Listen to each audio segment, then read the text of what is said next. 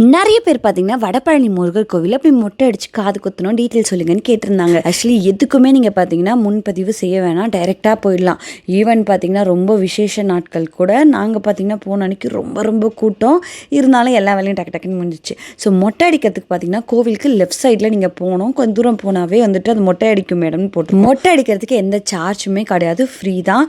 ஒரே ஒரு டிப் சொல்கிறேன், நீங்கள் அங்கேருந்து பார்த்து யார் நல்லா மொட்டை அடிக்கிறாங்களோ அவங்கக்கிட்ட உங்கள் குழந்தைய கூப்பிட்டு போங்க. ஏன்னா வெண்பாக்கு மார்க் விழுந்துச்சுன்னு சொல்லியிருப்பேன். ஆனால் மொட்டை அடிச்சோன்னே ஒரு 100-200 அந்த மாதிரி கேட்பாங்க. ஸோ அதுக்கப்புறம் பார்த்தீங்கன்னா மெயினாக அங்கே சுடு தண்ணி ஃபெசிலிட்டி, பாத்ரூம் ஃபெசிலிட்டிலாம் சூப்பராக அவைலபிளாக இருந்துச்சு. ஸோ அதுக்கு பார்த்தீங்கன்னா ஒரு 50-100 அந்த மாதிரி கேட்குறாங்க முடிச்சோன்னே. அதுக்கப்புறம் பார்த்தீங்கன்னா காது குத்துறதுக்கு டோக்கன் வாங்கணும் ₹100. அது பார்த்தீங்கன்னா கோவிலோட வெளி பிரகாரத்தில் பண்ணுறாங்க. மாமா, அத்தை, சித்தப்பா, பெரியப்பா இவங்க தட்டு வைக்கணும்னா கூட அந்த மாதிரி பெருசாக கூட பண்ணிட்டு இருந்தாங்க. நாங்கள் கம்மல் கொண்டு போயிருந்தோம், காது குத்தி முடிச்சோன்னே ₹500 வாங்கினாங்க. அதை தாண்டி கன் ஷாட்டை பண்ணுறாங்க. யூஸ்ஃபுல்லாக இருக்கும்னு நினச்சிங்கன்னா ஷேர் பண்ணுங்க. வேறேட்டா.